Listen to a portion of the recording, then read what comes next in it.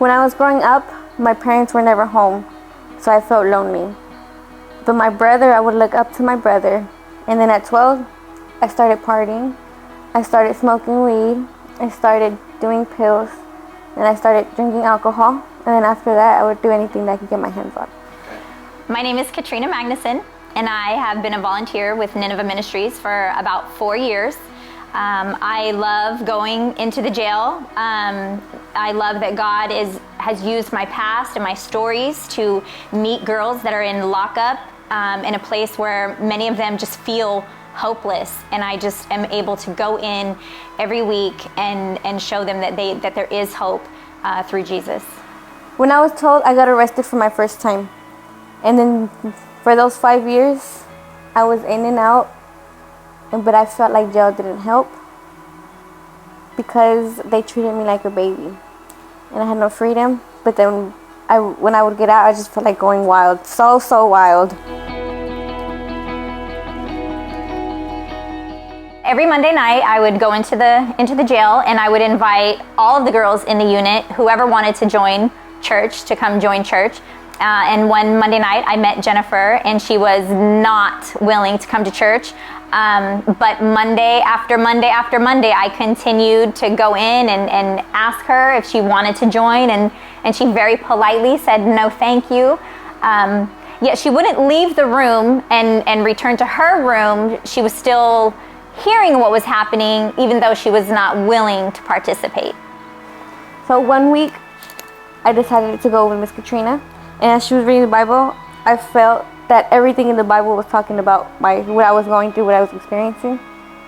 So weeks went by, and I did a prayer with her to ask for forgiveness because I didn't want to do the things that I was doing anymore. I felt like I needed a change in my life.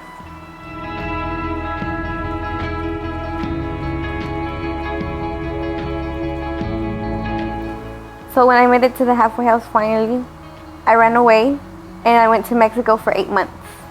I came back and I got rearrested, and I found out that I was pregnant.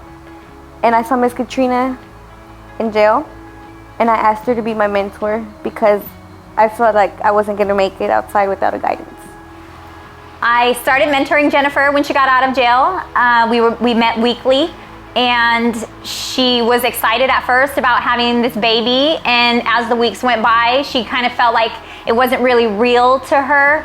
And then one particular Wednesday, she was 13 weeks along, and she just told me that she was going to have an abortion and that she couldn't have this baby.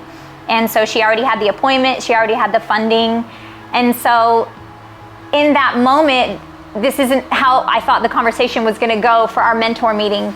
And so I looked at her, and she began to cry, and so we prayed, and I knelt down beside her. I grabbed her hand and I said, I am not here to judge you. I am not here to make decisions for you. But I need you to know that no matter what you do, I'm still going to love you. I'm still going to be a part of your life, and I still want to be there for you. And so she was crying, and I just finally, I don't know, God just asked me to ask her, like, why are you crying?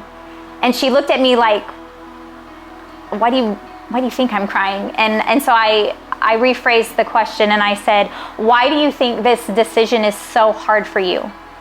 And she looked me right in the eye, and she said, because I know it's wrong, but I don't care. I cannot have this baby, and I've already made up my mind, and nobody can change it. And so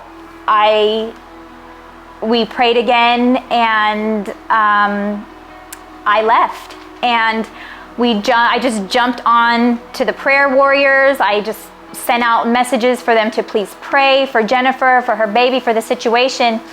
And that was a Wednesday, and so I didn't hear from her again. And Tuesday came and went, and from Wednesday to Tuesday, I just grieved over this baby, over the heartache that Jennifer was going to be experiencing, and I just was really, really sad.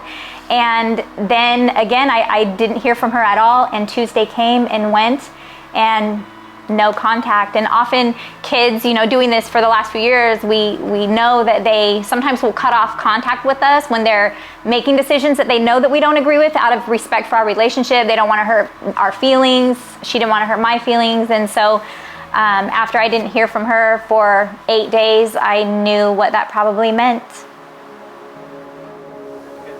All of a sudden, I started feeling different. I felt like something changed inside of me.